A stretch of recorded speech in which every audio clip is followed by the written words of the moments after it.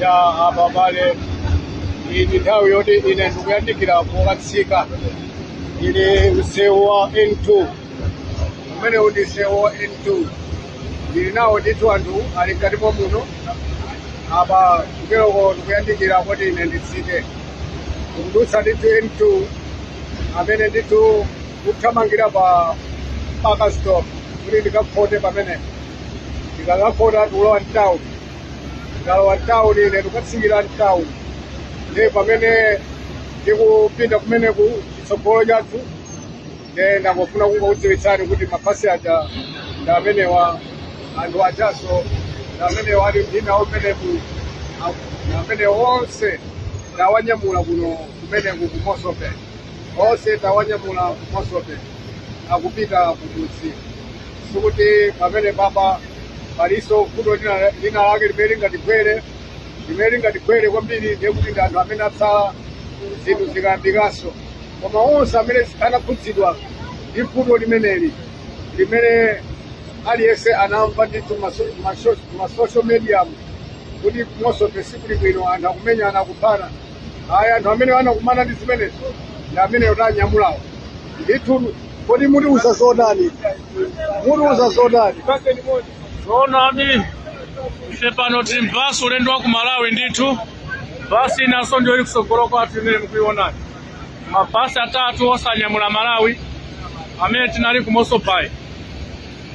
Mosope holo malo a municipality tathokoza kwambiri kulukuta mu Professor Peter Mutharika zomwe mwapangireso anthu ena anthu amene asala mbuyo muchifukwa choti kukhalaso zinthu zosiyanasiyana zoposaso ngatizi koma ngati mene ife tinali pano patathokoza tisefu timanja mwa dziko la Malawi pano tipenda ndi boma mpaka wa ku Malawi ndithu tathokoza kwambiri ndipo tikupempha zoti mutifune mafuno abwino kuti tiyende bwino mpaka ulendo wathu uthekenso bwino tifike ku Malawi ndithudi a Professor Peter Mutharika Mulungu akudaliseni akupaseni mwautali pa zazikulu mwatipangira zikomo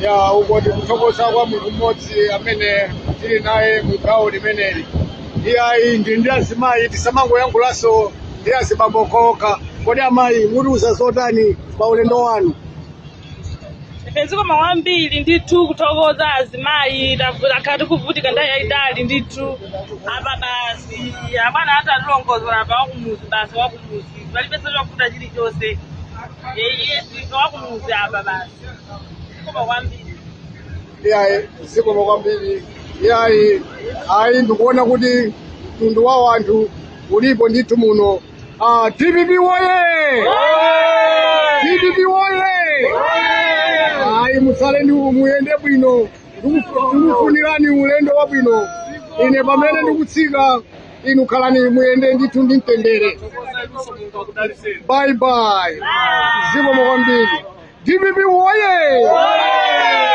DPP nayo ili madera onse zikomo kwambiri yebo baba ye amalawi anzanga maswera bwanji ndikhulupirira kuti maswera bwino kulikonse kumene muli kachimwemwe ndithu ifenso tinako kuti abale athu amene ali ku Mosope anyamuka ali munjira ndithu kuperekezedwanso ndi polisi ili pambuyo ndi kusogolo patsogolera ndithu ambalewo ayende bwino ndipo izi tikuthokoza boma lathu la Malawi mkulukuta moyo zikomo kwambiri DPP zikomo kwambiri ndiponso DPP diaspora imene ili kujoni kuno tikuthokozeni akuluakulu athu mayina titchulabe papostina ngakhala anthu ena mukumadana nazo kuti mukulowesa ndali koma ife tikuyenera kuthokoza amene wayikapo dzanja kuti zinthu zizitheke tikuthokoza embassy tikuthokoza DPP tikuthokoza boma la Malawi tikuthokozanso amalawi onse amene muli kujoni kuno ndi ku Malawi ndi mayiko ena osiyana amene mukupempherera amalawi ali kuno ife sitimamana chithokozo timathokoza wina aliyense ndena mukumadana nazo kuti iye ayimwekapo ndale olwana akha kuti achite zizi nda Congress tidakathokoza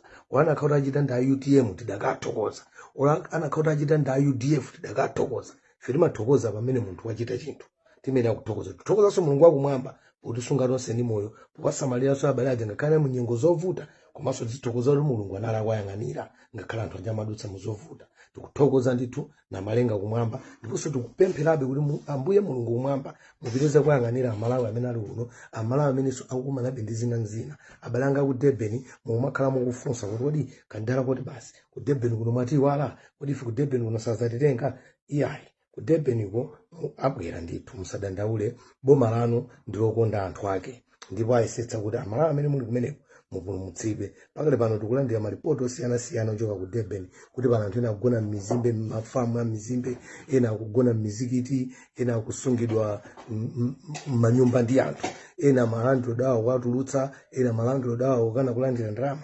Zonsezo zikutipeza ndipo tikufufuza matsatane kuti tikhale ndi umboni okwanira, sitifuna kunamizidwa, tikhale ndi umboni okwanira kuti umenewu tumize kuntundako. Ndipo ene ndikulonjeza kuti ndiyesetsanso mmene ndinayesetsera kuti abale aku Mosobe kutenga ufike patali, mavuto awo afike patali kuti anthu ena akapange act. Tipushaso mmene tinapushiramo kuti abale aku Durban zikuyendereni, ndipo abale amene muli pamuvuto kwambiri ku Durban zikuthekereni kuti nanonso mupulumutsidwe. Mulungu ndi wankulu, ndipo Mulungu amakonda aliyense, ndipo Mulungu alibe mwini aliyense. Mulungu amamuyang'anira, akuyang'anirani. Zikomo kwambiri amalawi, ndakhalanso pakanthawi mfide zimeneyi sinakupatsireni update imene zikukhalira pa ground. Ndikuyankhula maphuma mafasi tifuna kuti nthawi isakudyereni ena mumadandaula. Abale anga pa ground mene pakukhalira sipadakali bwino yayi, pa ground padakatenthabe. Ngakhale mumadera kwina amati akadutsa kukumazizira koma zitsong'ono zina zake zomatsalirabe mbuyo, pamakhatina take totsalirabe tikumachitika mu underground. Anthu ena amagogoderedwa m'manyumba, ena kuthamangitsa ndi malandiro awo. Imene ndi effect ya anthu amene wawa a dudula othamangitsa anthuwa. Akuluakulu zachitika ku Benoni, Windbank, zimene zikakhala zikuchitika kuti no zomvetsa chisoni. Anthu akumayenda door to door kumathamangitsa munthu, kuthamangitsa anthu, ena amakhala ndi ana ang'onoang'ono. Very traumatizing kumona mwana akudzidzimuka kuti what is going on. Mwana angodzifunsa mtima kuti makolo anga ndi chani chochitika kuno. Mwana alibe tribalism, mwana alibe racism, mwana amamona munthu ina aliyense chimodzimodzi, koma zokhala zokuti this anger is being planted in mwana amenewa, ndipo ana amenewa azakhala moyo wawo wonse osankonda mzulu. Komanso nkhani imene ikuchitika inachitika pakati pa kunaphedwa mwana ku Mosobe mnyamata Changani amene adaphedwa. Nkhani inatuluka yokuti waphedwa ndi awo othamangitsa anthuwa, koma inazatembenuka polisi itazana kuti yayi mwana anali wakuba, ndipo anammanga munthu amene amayang'anira nkhuku umene unapezeka mwana wakufa uja. Koma munthu uja amutulutsa wopandanso mlandu kungomutulutsa. Fa polisi azindikira kuti munthu uja analosa lakwa, komanso azindikira kuti ananamiza dziko. Munthu uja anaphedwa ndi anthu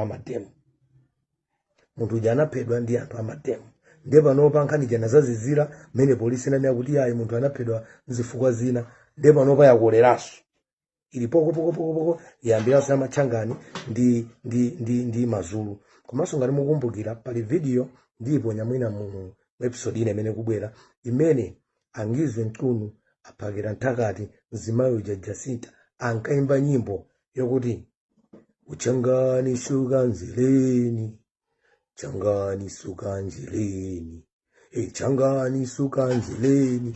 Ankaimba nyimbo imeneyo ikutanthauza kuti changani suntha panjira tikupha, changani choka usatichingire panjira. Ndiye nkukaphedwa adi mchangani. Kusonyeza kuti anthuwa they got a target, anthuwa anandi plan yokuti mitundu ina iliyonse ayikhaulitse. Angizwe Mtunu amapangisa kuti press conference yawo imene akunena mwa mbuli wawo kuti akuti iwowo chifukwa alipo anthu ambiri mdziko muno akuyenera kukhala olamulira dziko. Ku parliament akuyenera kukhala mazulu ambiri, maminista akuyenera kukhala mazulu ambiri, nde akuti majority rules. Komana akuyenera kuti pa democracy majority rules imakhala kuti through vote, osangoti ife ndi ambiri. Then mbuzi zomwe basi zikapezeka parliament, ng'ombe basi zikavina umene ku hai zimene zosatheka. Nda Angizwe Mtunu omwe waso anapita ku Soweto. Soweto auza kuti kunoku zachibwana zakozo ayi. Kumene ku Soweto is mostly dominated ndi Masutu, Matswana. Sorry kwambiri kuyankhula kwa fast kuti tsamwitsa lezo yankhula pang'ono. Ku Soweto anthu ambiri Masutu, Matswana, Mapedi, Mazuluso alipo.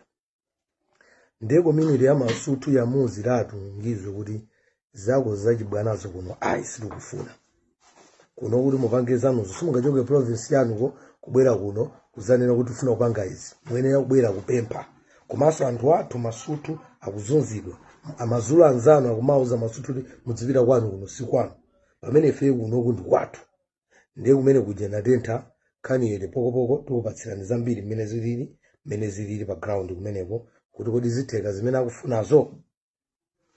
Nenkhani ina yomaliza amalawi anzanga kakhe situation ili chonje ikuona ko situation iyi ikumazazizira kukolera kuzizira kukolera ndepala anthu ena amatumiza ma VN kumene kuti tisonke tipangeza mabasi muzipita ku Malawi akuluakulu osasonka ndalama osampasa munthu ndalama boma likutenga anthu mwaulere chimene ndinganene ngati muli ndalama yokwanira nyamukani muzipita nokha koma osapasa munthu ndalama muberedwa. Ndinawo anthu omayina ndithawamba kwachula koma asiretu zimenezo asiretu tikukudziwani ndi mayina anuti nawo anthu amene akuthamanga pa ground ndi anthu tomwefe ndi anthu amene mukuwaona kutumiza ma video aja ku Mosobe ndi anthu amene ali ku Joburg DPP diaspora imene kupanga lead zolemba mayina anthu ndi ayembase munthu nakasabwere umakunamizana munthu nakasabwere kupanga group yake popanda kuti a DPP diaspora Jozi Cape Town Durban amene wakwena okhalapo ngati amene palibe ndiyankhuleni ine straight ndiuzeni kuti kandala kuti basi pali mkuluyu akuti tuma kuti timulongosola timika pamalo pake sirufuna amalawi aberedwe amalawi kuzunzika kale ndiye wina osasaonjezere chipinjo chowabera ndalama ikuvuta aliyense ndalama ikumuvuta ndiye wina akasapezere mwayo ngotenga ndalama yaulere kwa munthu chifukwa choti munthuyo ali pa mavuto umene ndi usatana umene ndi ufiti umene ndi kuipa moyo. Amalawi ndimakunyadirani. Another episode coming soon. Salute. Pambiri Malawi pambiri. Ine kandala kuti basi. Zomwe kwambiri.